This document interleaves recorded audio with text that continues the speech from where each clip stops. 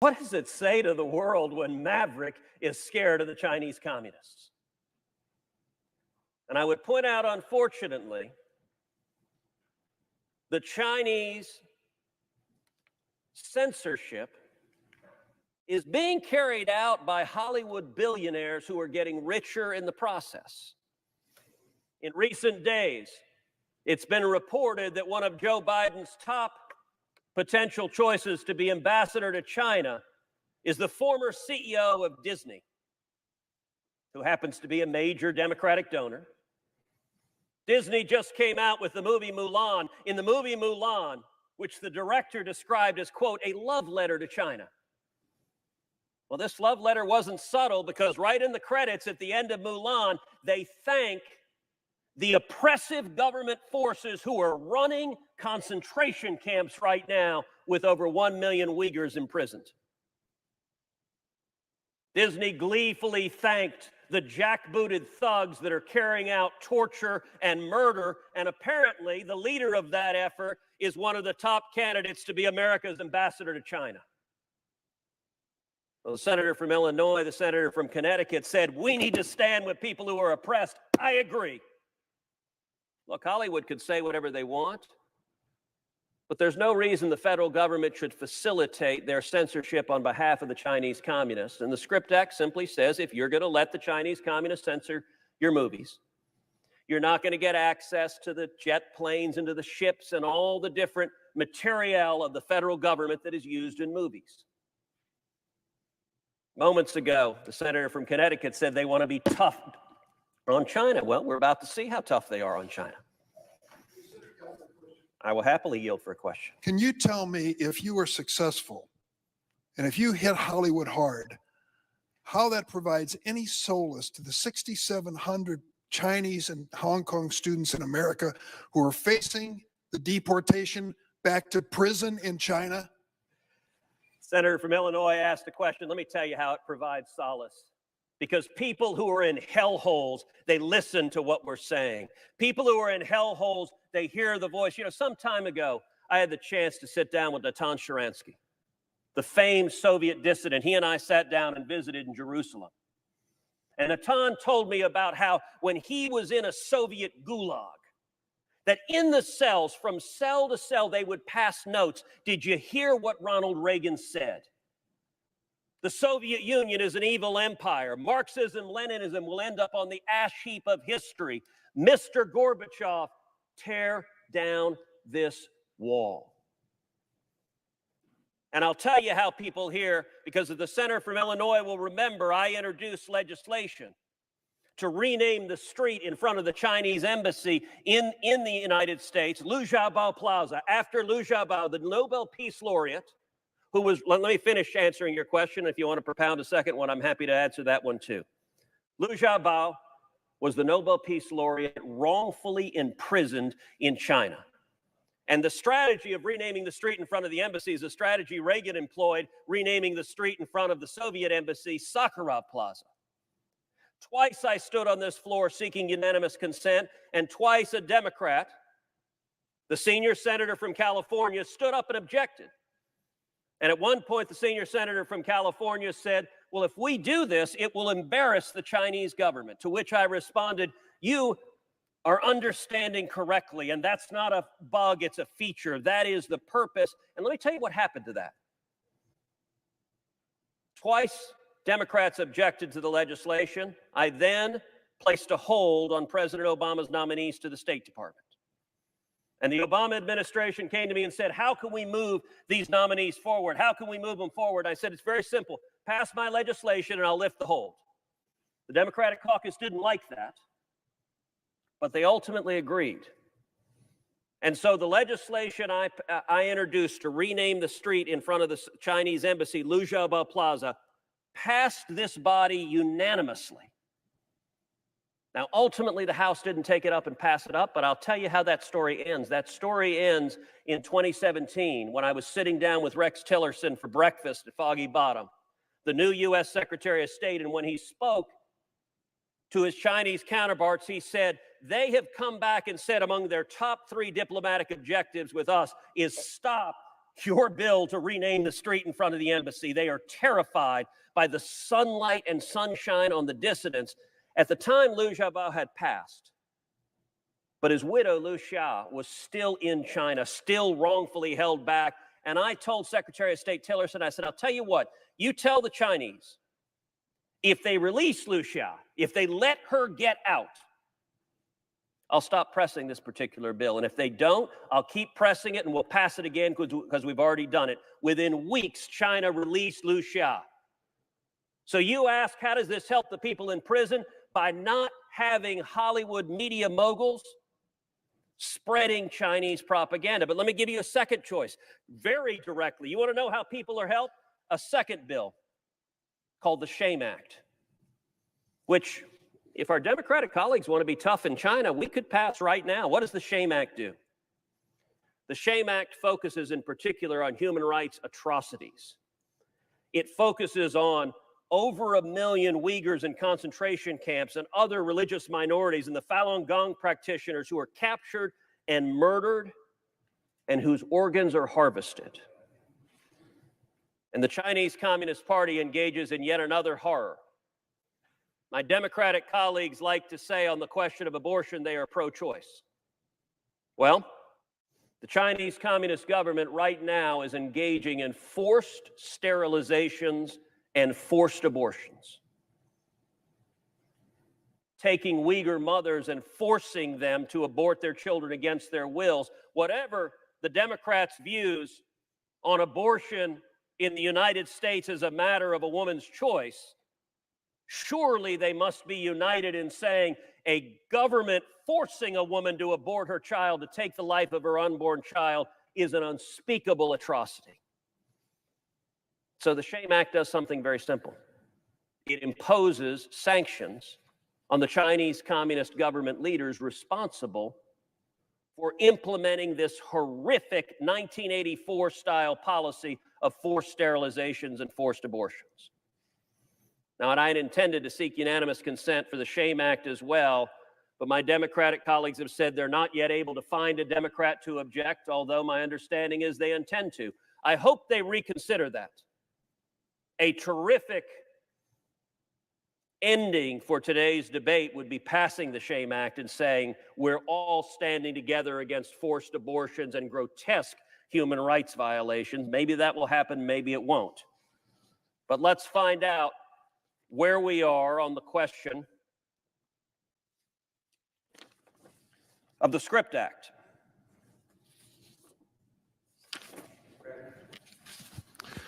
Senator from Connecticut. Reserving the right to object.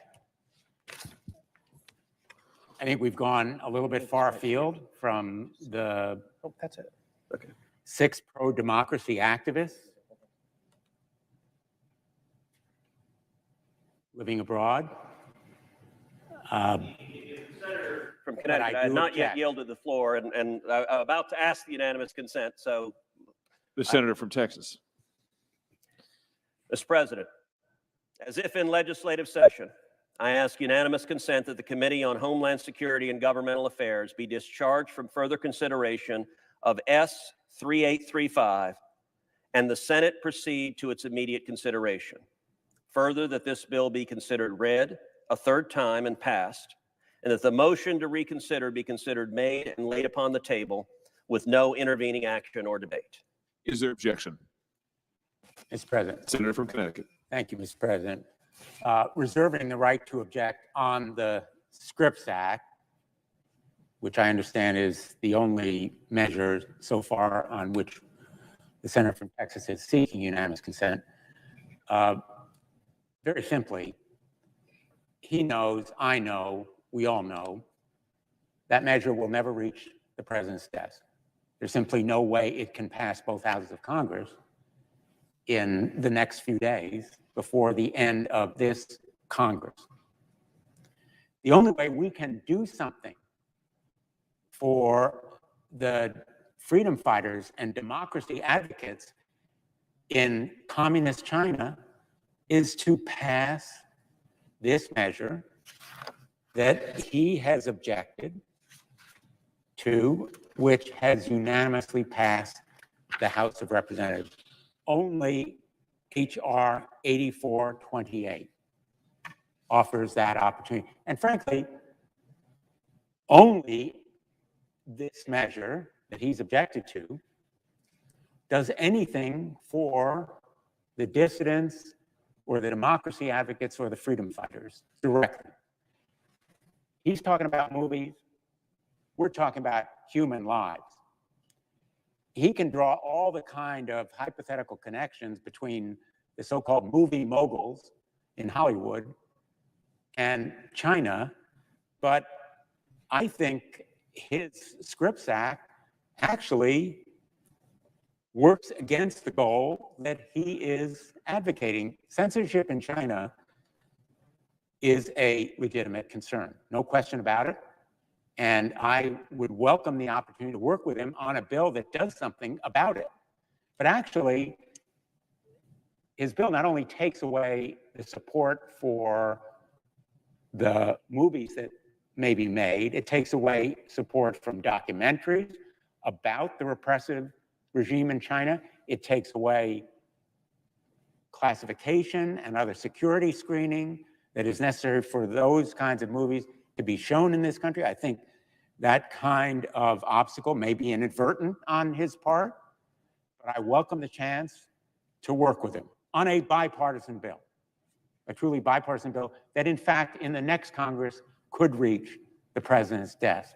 This one that he's offering, the Scripps Act, goes nowhere. But I just want to bring us back to the reality that really is at issue here. Just last Wednesday afternoon of this week, 2 of the activists among the 6 pro-democracy fighters living abroad, charged under China's new national security law, were before our committee. I'm wondering what they are thinking when they hear my colleague from Texas pounding the table about being tough on China, but objecting to a bill that guarantees them protection. As I say, I'm talking about their lives and tens of thousands of others. I'm not talking about movies.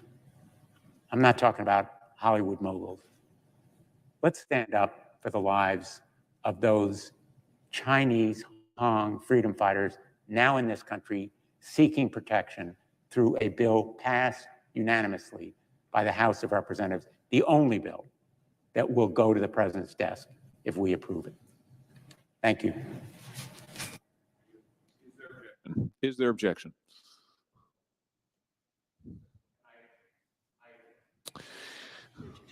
The objection is heard. Mr. President, Senator from Texas. 3 brief observations. Number 1, the senator from Connecticut said multiple times that the House bill in question passed the House unanimously. I am sure this is inadvertent, but what the senator from Connecticut said is simply wrong. It passed the House by voice vote, which is a very different thing from passing unanimously. It simply means the vote tally was not recorded. Secondly, the senator from Connecticut said the Scripps Act is not going to pass this Congress. Well, that appears to be correct, but that is for one reason and one reason only, which is the final 2 words uttered by the senator from Connecticut. I object. Quite literally by doing nothing, quite literally by giving the identical speech he had just given and then closing his mouth before those final 2 words. Had that occurred, the Scripps Act would have passed this body unanimously. So the only reason the Scripps Act isn't passing is because the Senate Democrats are objecting. And it should not be lost on anybody that the Hollywood billionaires who are enriching themselves with this Chinese propaganda are among the biggest political donors to today's Democratic Party in the entire country. Senator from Connecticut said, well, the Scripps Act might make it possible to have documentaries on the human rights abuses in China. Oh, really? That argument staggers the mind. It so defies reality because you know what? Hollywood doesn't make movies about the human rights abuses in China. Earlier this year, I had the opportunity to meet Richard Gere. Now, Richard Gere is not someone you would ordinarily imagine palling around with a conservative Republican from Texas, but Richard Gere was up here. He was up here actually standing up against Chinese abuses and urging anyone who would listen, Republican or Democrat, to stand with him. You know, Richard Gere has not made a single major Hollywood movie in a decade. Why? Because he dared stand with Tibet. And the Hollywood billionaires blackballed Richard Gere. If you speak out for Tibet, if you do what the senator from Connecticut just suggested and discuss the Chinese human rights abuses, it doesn't matter that Richard Gere used to be an A-list Hollywood blockbuster actor. Boom, his career's dead because no studio will produce a movie with him because he spoke the truth. And by the way, my bill presents zero barriers to someone actually making a documentary on the human rights abuses in China, because presumably if you're making that documentary, you wouldn't allow the Chinese Communist government to censor it. I don't know what kind of documentaries the senator from Connecticut is familiar with, but I'm not familiar with done on tyrants and concentration camps where you let the concentration camp guards edit out the stuff they don't like. That ain't a documentary. Senator from Connecticut said perhaps we can work together in a bipartisan manner to address this. I hope so. Standing together against the oppression of the Chinese communists would be a very good thing for the United States Senate. It'd be a very good thing for our country. Unfortunately, at least today, that hasn't yet happened. I yield the floor. The senator from Connecticut. Mr. President, the only ones happy with the outcome of today's debate are the Chinese government. And I regret this outcome because there probably was a time when we would have cooperated in a bipartisan way on both of these measures. And it may not have been unanimous. There may have been a few contrary votes in the House, but clearly it came here with bipartisan support. And I regret that the outcome today is not bipartisan agreement to protect those freedom fighters who came before the Judiciary Committee and who have risked their lives. This issue is not going away. It will be back because, fortunately, the activists from Hong Kong will persist in their fight. And we ought to do everything we can to make sure they have a safe haven in this country and that they are protected here. So my closing plea to my colleague from Texas is that maybe there remains time, even in this session. But if not, we need to take a stand as a nation against Chinese censorship, against repression by the Chinese, and come together and work together. Thank you, Mr. Chairman.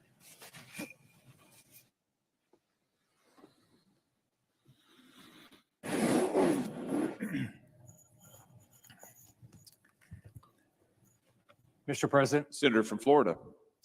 first thing I'd like to do is comment on the discussions we just had.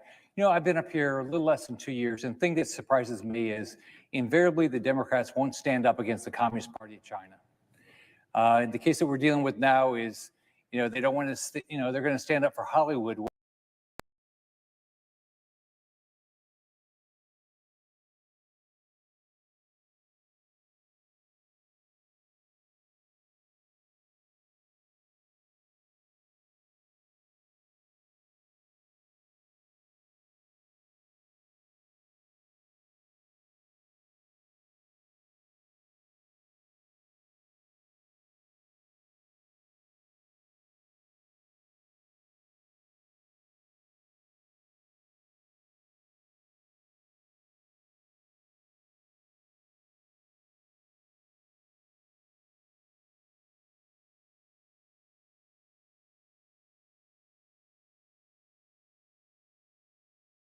continued fight for rights, for all the rights that we have in this country, but fighting for those rights so people in, whether in Hong Kong or in communist China or in Taiwan, have the same freedoms that we have. So I want to thank Senator Ted Cruz for showing up today and doing this. Today, what I'm going to talk about is religious freedom. Religious liberty is our first freedom under the Constitution of the United States. Americans have the right to freely exercise religion, a sacred right that I will always fight for. There's no pandemic exception to the First Amendment. Unfortunately, we've seen liberal governors and mayors across the country use the coronavirus pandemic to go after churches, synagogues, mosques, and other houses of worship. For months, they've argued that houses of worship should not meet and congregants could not sing. They've condemned in-person worship services as a threat to public safety, all while they applaud massive political protest. We saw it happen right here in the nation's capital. Mayor Bowser refused to grant a waiver to the Capitol Hill Baptist Church for religious gatherings, but supported mass protests that violated her own orders. The church had to sue the city in federal court for the right to gather, and the court ruled in favor of the church. It's simply hypocritical and unconstitutional to target religious institutions while letting other businesses operate. We know those on the left will take every opportunity to infringe on Americans' First Amendment rights, but we won't let it happen. This year has been challenging, and for many of us, our faith and our community have helped us through it. Government doesn't have the right to take this away from American citizens. I'm proud to lead a resolution today with 15 of my colleagues to call out those who have wrongly tried to prevent Americans from practicing their faith. This is about rights granted to Americans under our Constitution. What's the one thing every American believes in and has agreed to uphold is our Constitution, which we have each sworn to uphold as elected officials also. We each took the same oath of office. I do solemnly swear that I will support and defend the Constitution of the United States against all enemies, foreign and domestic, that I will bear true faith and allegiance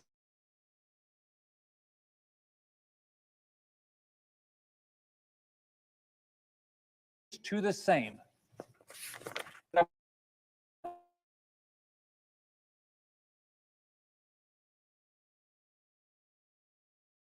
Take this away and should object to upholding our Constitution. I will always fight for the religious liberty of all Americans, and I look forward to my colleagues passing this important resolution today. However, I now am going to wait because I understand one of my Democrat colleagues is going to come object to upholding the Constitution and the First Amendment, the Bill of Rights. It's just shocking to me.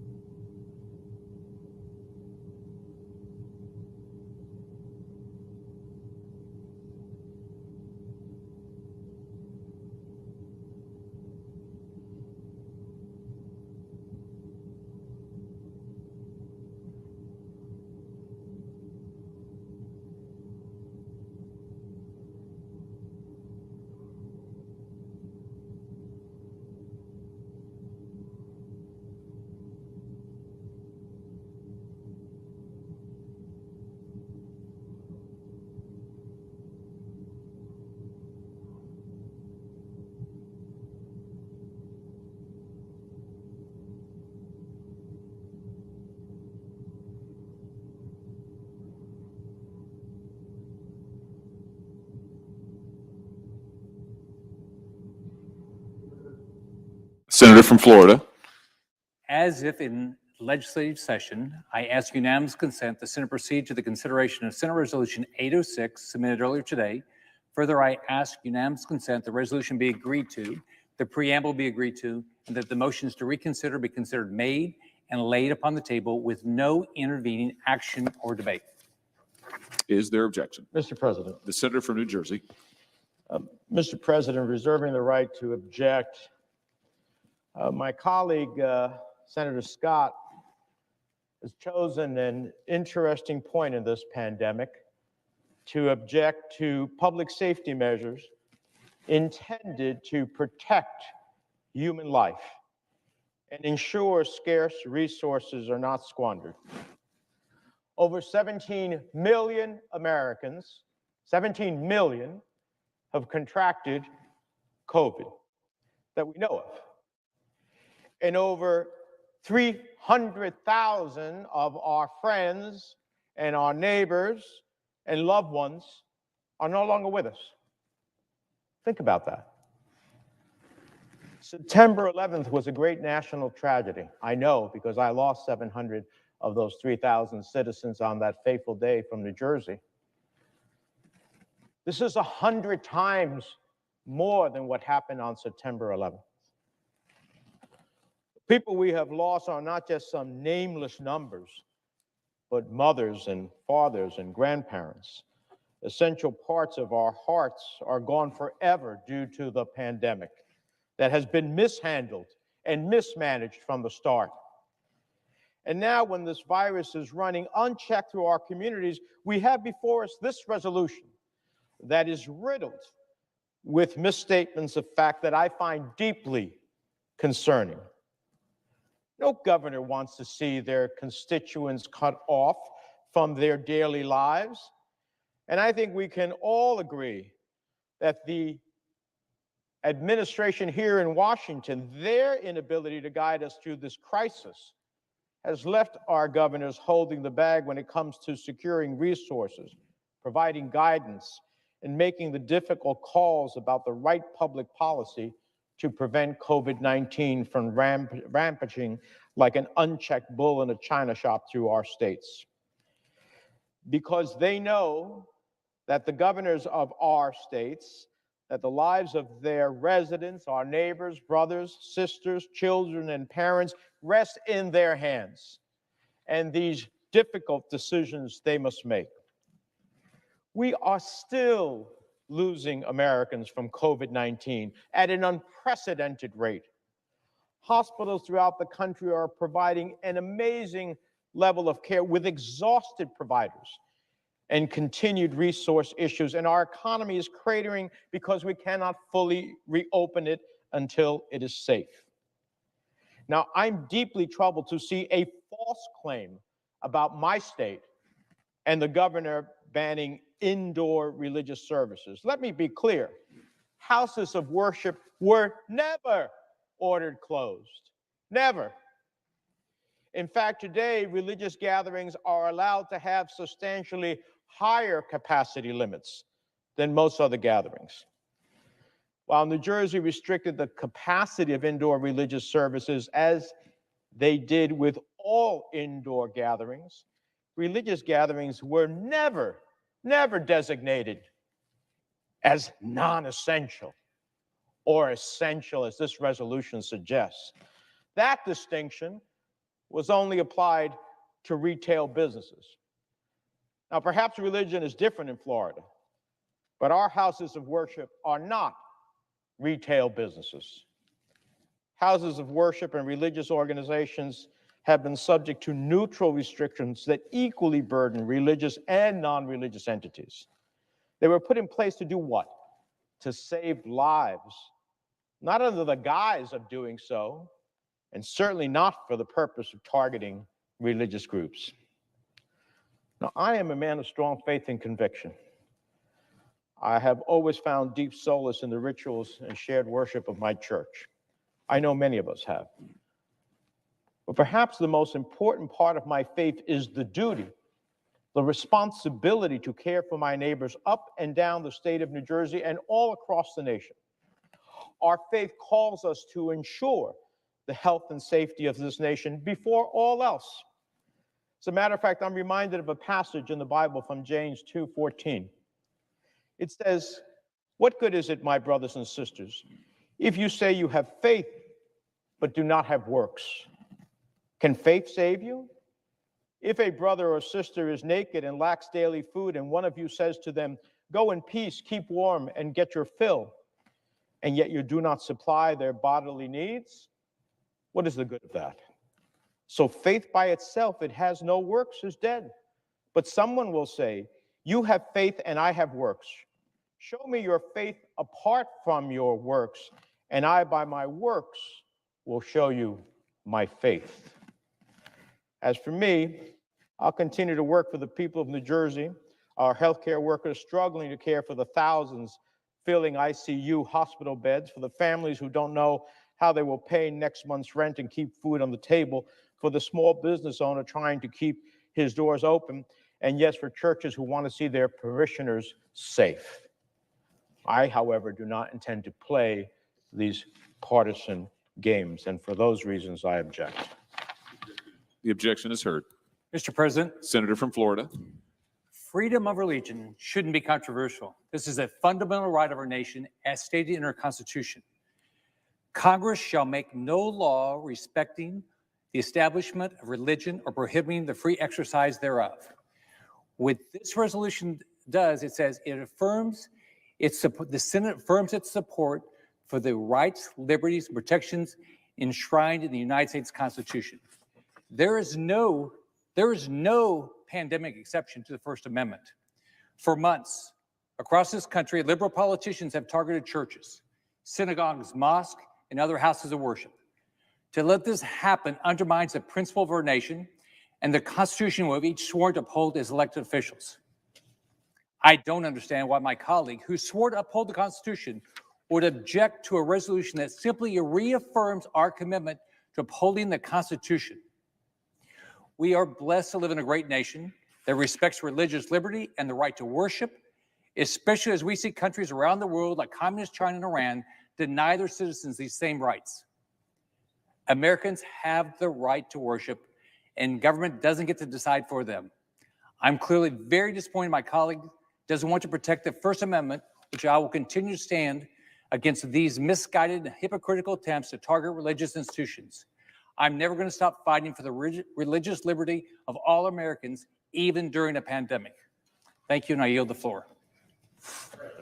Senator from New Jersey. I know that my colleague, I understand, is going to be the next chair of the Republican Senatorial Campaign Committee, and he has every right to do that. But what he has no right to do is misrepresent in this resolution what, at least in my state, is going on. You cannot say that churches were designated by the state of New Jersey as non-essential or essential. That's simply not true. It's simply not true. You cannot suggest that somehow these purposes are to target religions. They are to save lives. Now, maybe if my colleague and others here had spoken up when the administration was asleep at the switch as this pandemic was raging, maybe if my colleagues had spoken up when we found out that the president knew back in January or early February of this year of how vicious this pandemic could be, how contagious it could be, how it was transmitted, but said nothing to the American people, and that silence was echoed in this chamber. Well, maybe then we wouldn't be in the position that we are in. Maybe we wouldn't have lost 300,000 of our fellow Americans. So I find it really, really upsetting that in the midst of a raging pandemic, one would seek to obtain political value out of something that is just simply not the case. Simply not the case. I think there's a lot more to be done in this chamber to stop this pandemic, to stop more lives from being lost, to save our brothers and sisters, to help those who have been ravaged by the pandemic, but not to pick a few states that happen to be Democratic. Please. Senator from Florida. So if my colleague from New Jersey's concern is paragraph numbered 4 on page 3, I would ask him if he would object if we just take that paragraph out, and then he would be willing to affirm that the Senate believes in religious freedom. The resolution is replete. Senator from New Jersey. The resolution is replete with inaccuracies, and therefore I will continue to object. So let's, Mr. Senator President, from Florida. so let's remember, the concern was that he didn't like the section about New Jersey and said that was inaccurate, but the idea that we're going to support the Senate will support religious freedom, he is not willing to stand behind. Thank you. I yield the floor.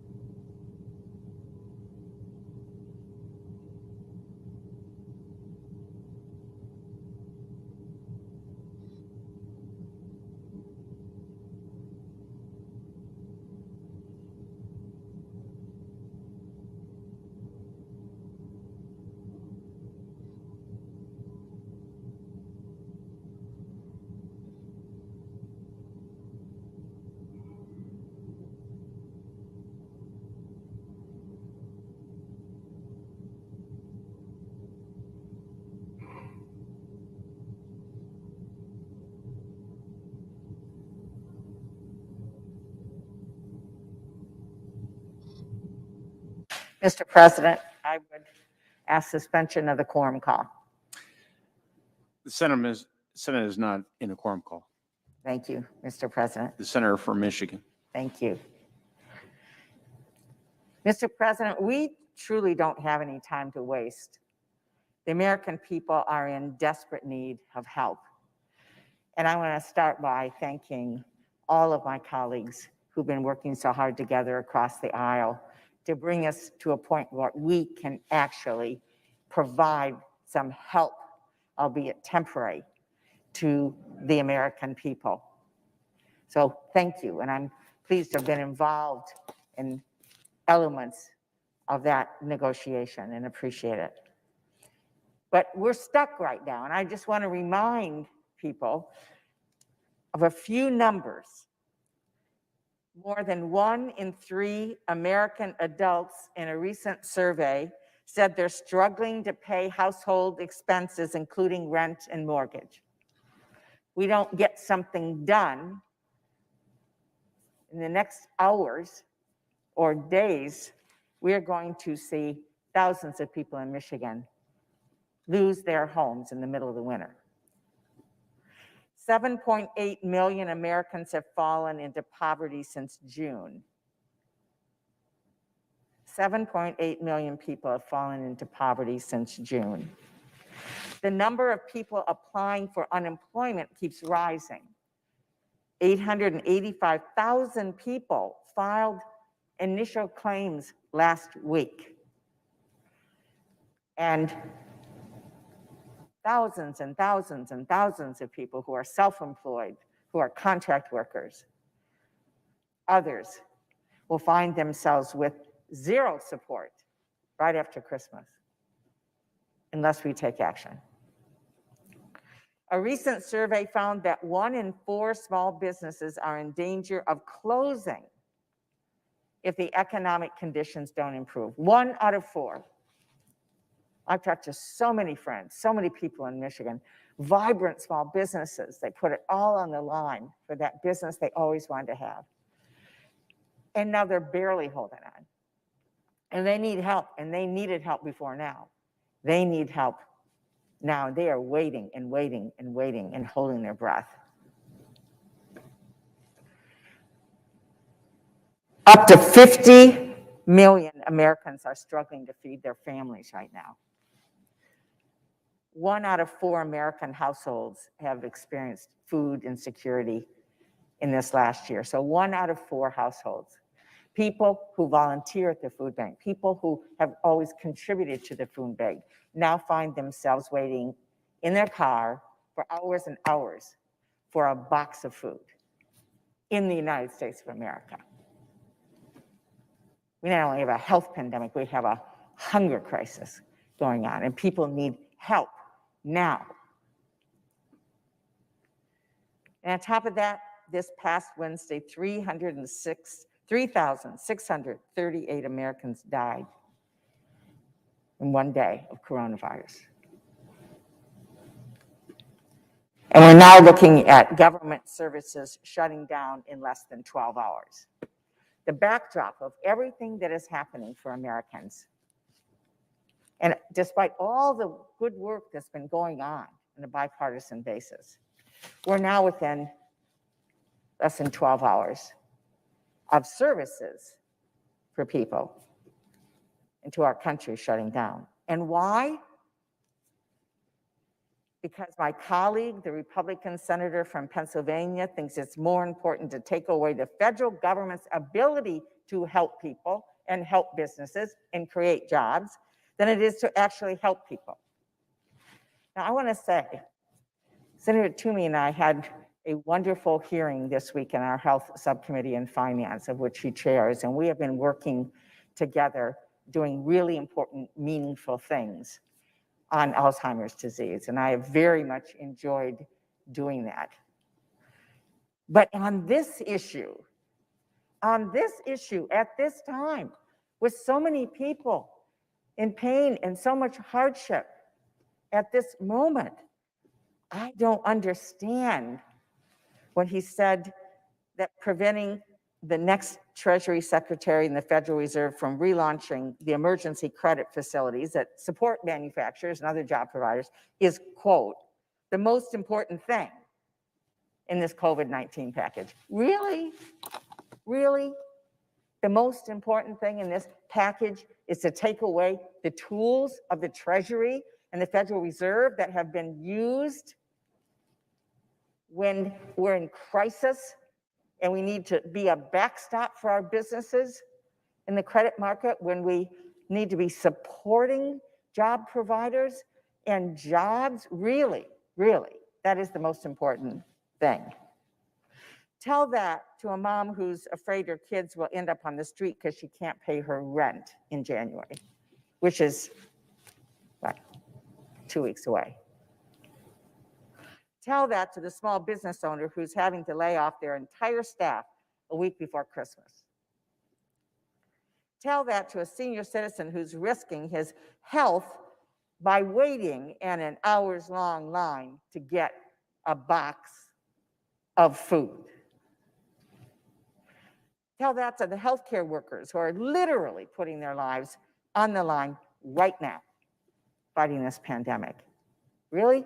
Taking away economic tools for the Treasury and the Fed are more important than people in our country, small businesses, farmers who've been hanging on? Really?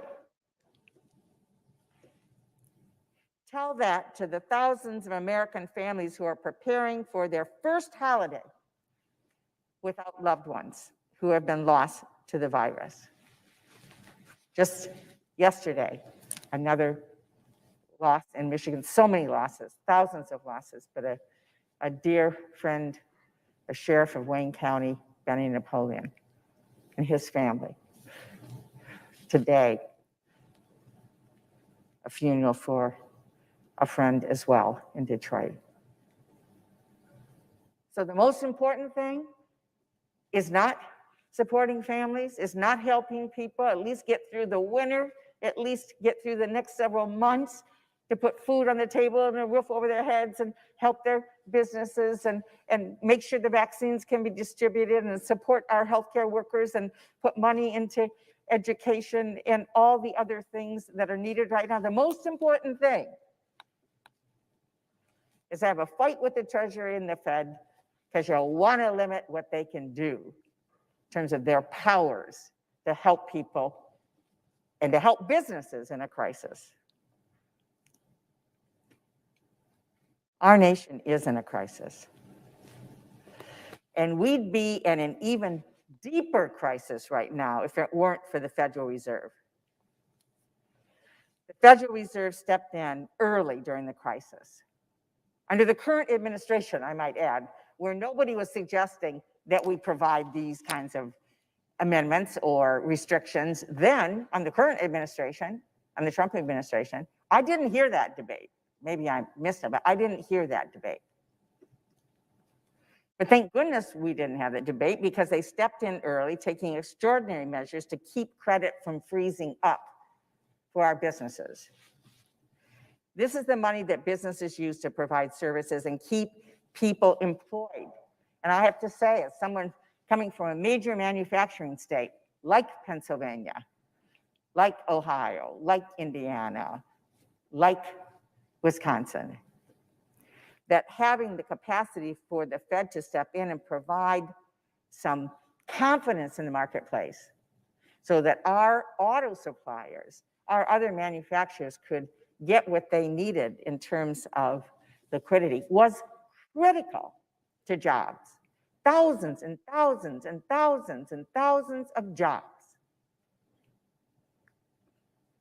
The emergency powers that the Federal Reserve has were put in place during the 2008 financial crisis so that the Fed could respond quickly to the next crisis. Well, here we are in the next crisis. The crisis is all around us. And yet some are laser focused on taking away the Fed's ability to respond in the future with a new president. not the current president, but future president. This is like a fire department selling off its fire trucks while houses down the street are burning. 2020 has been brutal.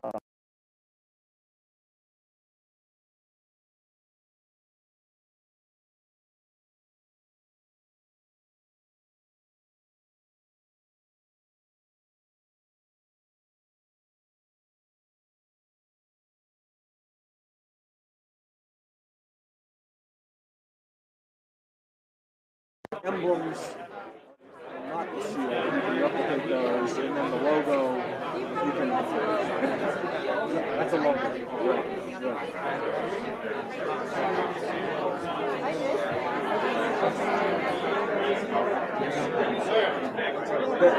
I don't know if we've had, I don't think we've had any press. Right. This thing's starting right If there was, I didn't see it. But we went right from there. So we're done, boom, get in the car and go. All right, let me go around. It's great to see you. Yeah, always, Cedric. Take care. kind of cross. He's on the right side. Yeah, I mean, it's no big Well, I mean, you know me, I'm out there all the time. So. I know.